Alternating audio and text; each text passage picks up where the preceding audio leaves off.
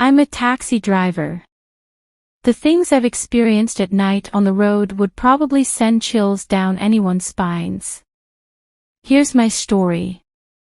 I'm a cab driver here in the Philippines, particularly here in Quezon City. When I started out, I've heard stories about the infamous stretch of road that my peers, some very seasoned drivers, feared to even enter, Bullitt Drive. Being the naive and feisty person that I was, I didn't think much of it. A road is a road, as I would say. Until my very first drive through the infamous road. It was a Sunday, probably at around 11 in the evening. You'd be surprised to know that even at the late hours of the night, traffic is still prevalent in the city. I had this one passenger who was in a rush, asking me to take any type of shortcuts I could to get to where they wanted to go. So I did, and it just so happened that one of these said shortcuts was Bullitt Drive. At the time, I really didn't know where I was going, focusing on getting my passenger to where they wanted to go. But as soon as we entered the aforementioned road, the atmosphere within my cab changed dramatically. A sudden frigid cold spread through my cab, and a sensation of being watched started tingling through my thoughts. I looked back at my passenger, and I could see that they too were experiencing this bone-chilling feeling. I tried to quickly regain my composure and focus on the destination, but then from the corner of my eye, I see something. A person. It wasn't really just any person. From what I could have glimpsed, it seemed like a woman. Her back was crooked back into almost an exaggerated slouch, her hair looked wet and gangly and her skin was as pale as a corpse. Through the mangling of her hair, I thought I saw her eyes, bloodshot and wide open. As soon as I caught a glimpse, I knew that I had to get out of this road as fast as possible, so I floored it. As we pulled out of the drive, I sat quietly, still trying to process what had just happened.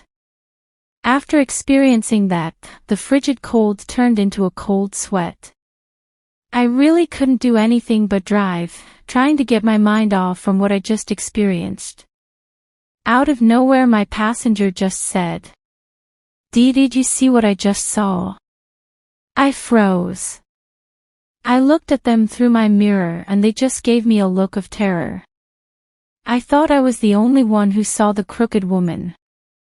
As we reached the passenger's destination, I sat there in silence. The passenger was obviously shook up as well. They shakily reached into their wallet and handed me some cash. The passenger slowly left the car and closed the door in a gentle thud. As I pulled away, I saw how much the experience shook up the passenger. As soon as my cab passed them, they booked it into the building nearby, very apparently terrified. After that experience, I avoided Bullitt Drive as much as possible. But that experience isn't the most terrifying experience I've had with the said road. My second trip there would traumatize me for the rest of my life.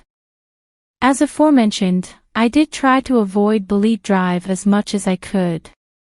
But this one occasion, my passenger, an amateur journalist, insisted we took the road that night. So as hesitant as I was, I complied. They'd paid me good money after all.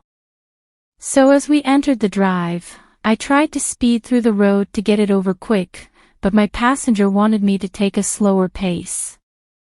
Bad fucking idea. Just like the previous encounter, the entire cab was engulfed by a frigid coldness. I could hear my passenger breathing heavily, and through my mirror, I could see how tense and uneasy they were, looking around and fumbling with their stuff. I tightly gripped my steering wheel, trying to keep my composure. Then, there she was. The crooked woman. It was so much harder to not look knowing we were going just about 15 kilometers per hour. As we slowly passed her, her appearance became more visceral. Now I could see lashes on her skin, tears on her white muddy dress. I don't know if it was just me or her gaze was following us. Then as we pulled away from her, my passenger said something that just terrified me. Hey, is she following us? That's when I looked at my rear view mirror. And I saw the woman running after our vehicle. Her shrill screams echoing through my ears. I sped up hoping that we will outrun whatever that is. Then out of nowhere, I felt a thud, and the car shook along with it. I again looked at my rear view mirror. There she was. At the trunk of my car, hanging from the rear roof, looking at us through the back window. She then proceeded to hit the glass of my rear window, gradually hitting it stronger and stronger. She screamed at us, opening her cracked lips and showing her elongated tongue, her growls getting louder and louder as we sped. Her bloodshot eyes stared intently at me, her mangled hair flowing in the wind as I floored it. My heart pounded so hard it felt like it could break through my damn chest. I looked at my dash, 100 kilometers per hour. I'm literally speeding past this road, but it didn't seem to end. Suddenly I heard movement on the outside of my cab. The woman was now making her way to the front of my car. Her fingernails loudly scratched the roof of my car. Then suddenly her hand made its way to my side of the car, scratching and clawing at the mirror. Her shrill screams boring themselves to my ears, my eardrums almost shattering with every loud scream and growl. This felt like it went on forever. And then silence. After a long moment of quietness, I looked around. We were past Bolete Drive. I looked behind me, and saw the terrified face of my passenger. Shaken up, I stopped the car. I had to breathe. I didn't know where the woman went, or where she even came from. I could hear my passenger sob, a reaction to the horrifying ordeal we just went through. Understandably, both of us were breathing very heavily. My passenger looked at me with a face of confusion and horror.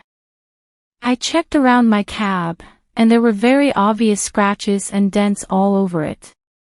I then went back inside and dropped the passenger off on their destination. Needless to say, from that day on, I avoided Bolete Drive completely. Even if the passenger insisted and would even offer extra pay, I declined. I don't know why the crooked woman attacked us that night, or why she is there, but I don't really plan on finding out anytime soon.